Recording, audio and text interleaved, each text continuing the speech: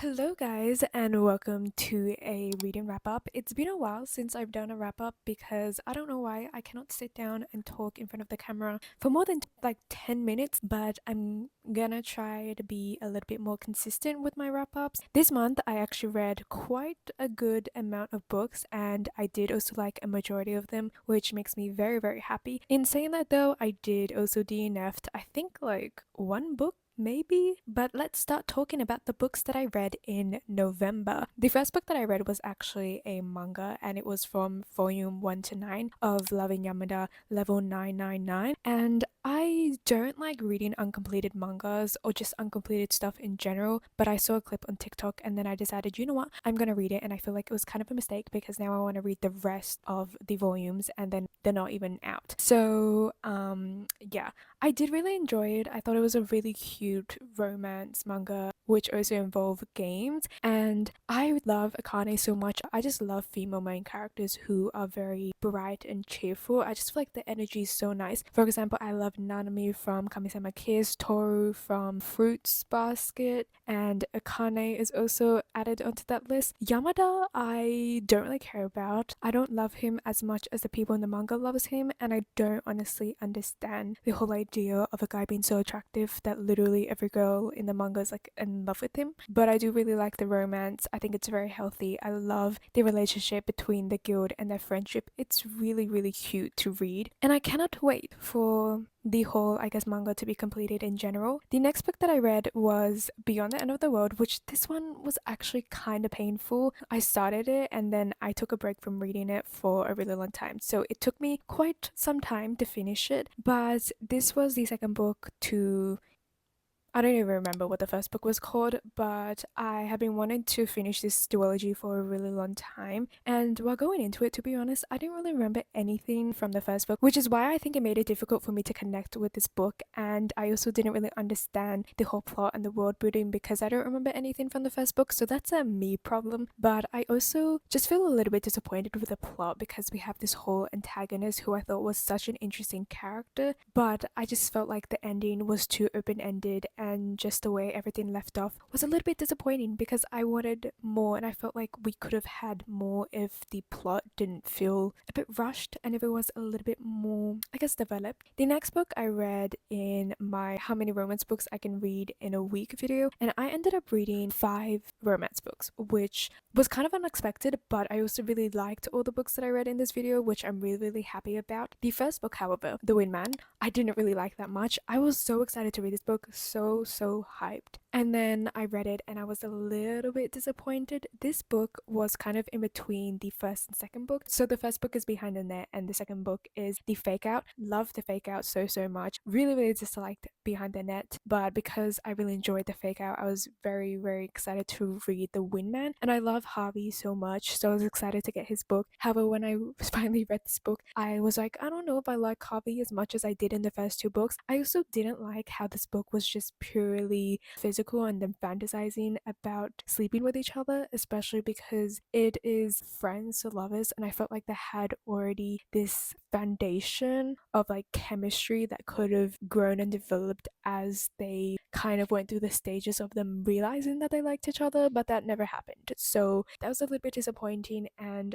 I wanted more of a fluffy book, and I didn't really get that out of this book. I then read Wild Eyes, which I was also really excited to read because I loved Wild Love, and I actually really enjoyed this book. I thought it was just so cute because West, who is the male lead, was a very respectful character, especially because Skylar has a lot of, I guess, trauma in a way of just her childhood and the people that she was surrounded by, and I felt like he was kind of healing her inner child, and I just loved watching their relationship grow from them just, I guess, opening up to each other and trusting each other to them actually falling in love, and it was so cute to read and I loved it so much. I then read Part of Your World, which I've read Yours Truly and Just for the Summer. Loved Yours Truly, did not like Just for the Summer, and I don't know, I decided to read Part of Your World last for some weird reason, but it ended up being my favorite in the whole trilogy. I just loved the way that it was written. It felt so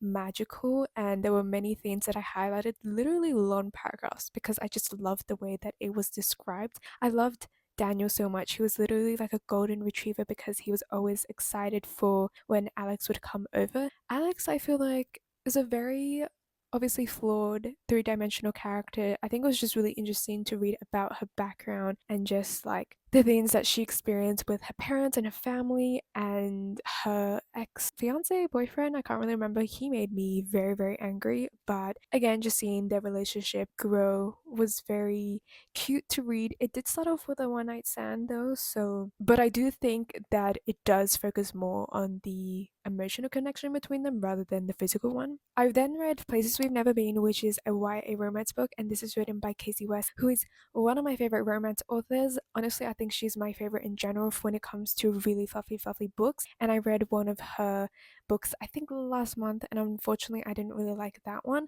but I loved this one so much. It's basically about two childhood best friends who they were kind of like nerdy, they liked games, and they were always with each other, but then they got separated because the male lead moved to another state or something. Their parents planned a RV camping trip, so our female lead is very excited to meet him again, but when she first meets him, he acts cold around her, like he doesn't really care about her, or he's not really excited to meet her. So then she's like, okay, then I'm not excited to meet you, which I really like. She doesn't try and interact with him once she finds out that he doesn't like her anymore. But obviously, that there's this whole misunderstanding, and when they finally get together, it is so, so cute to read. There's also some sad elements because romance books always need to have a sad element. But then I read The Bodyguard, which this book. This book was so entertaining to read. I started it and then I read the whole entire thing in one night because it was that good. Okay, it was such a fun book. It is very unserious, unrealistic, but I don't know, there were just so many scenes and lines that were so funny to read. I think the main characters just had very dry humor, and also there's this whole like a serious part that is going on, but that was also really funny to read. And I liked the romance. I felt like they had chemistry. I liked the banter between them, and I really enjoyed this book. This is what I want from a romance book sometimes. I want something that really focuses on, I guess, the character and the banter and the emotional connection with each other. And honestly, it was just such a fun book to read. Like I really, really enjoyed it. Then I read The Scum's Villain Self-Saving System from volume 1 to 3. I literally finished volume 3 yesterday, which was the end of November, and this was a reread for me because I read this, I think last year. I actually had a whole video of me reading it for the first time, but I read the unofficial translations, so I wanted to reread this so that I can get a refresh of what it's about. Rereading it, I realized that I do remember certain things, but the overall plot of what happened after volume 1, I completely forgot what happened. Look, I really enjoyed this book. I think I actually enjoyed most of the books that I read this month, which was really nice. But I really like the main character because he's so funny. Basically, a main character, he reads this book that was written online, and he's so into the book. He reads the whole thing, but he also hates on it a lot, and I think he ends up dying or something. I think he chokes on a bun or something, or like a dumpling. That could be a lie, but then he ends up dying and he gets teleported into this world. And it's this kind of thing where it's like a game where you have to kind of fill in the plot holes and make the book, I guess, better. And the whole entire time he's kind of like, oh, what is going on? Like the author, the author sucks and everything. And I don't know, there's just a lot of funny lines, and just his inner monologue is just so realistic, especially for the circumstances that he is in. It's just also a mixture of so many different plots. We have romance, cultivation, um, demons. I cannot really explain the plot that well, to be honest, because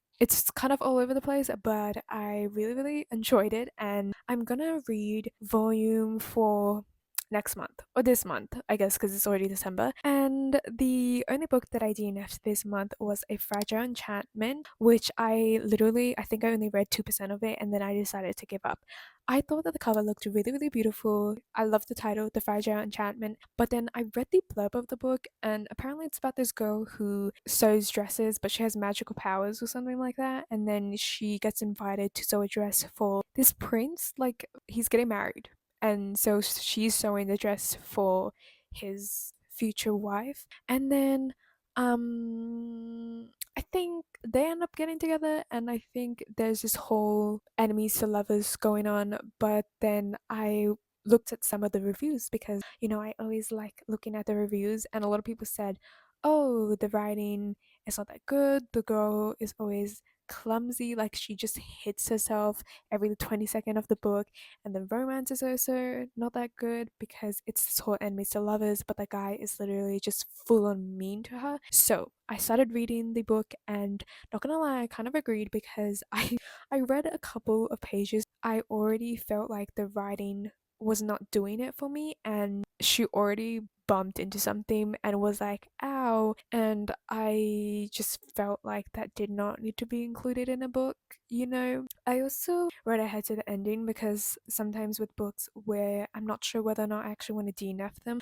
I read ahead to the ending just to see if the ending interests me, or if, I don't know, maybe the writing gets a bit better or something. But I read the ending and I was like, I don't think I like where this is going, or the romance in general, because I don't know, sometimes you just know when a book is just not to your taste. I just decided to DNF it because obviously there's no point in reading it if I feel like I'm not gonna like it. But that's basically all I read in November. In total, I read 18 books, but if we count the manga as just one book, I read 10 books this month, which, you know what, I'm actually really happy with all the books that I read this month. I really loved a majority of them, and I gave a lot of them very close to 5 stars, which makes me very, very happy. But that's basically all the books that I read in November. I'm very excited for December and all the books that I'm going to be reading. But thank you guys for listening to what I read in November. Please like, subscribe, and all that jazz, and I will see you guys in another video. Bye!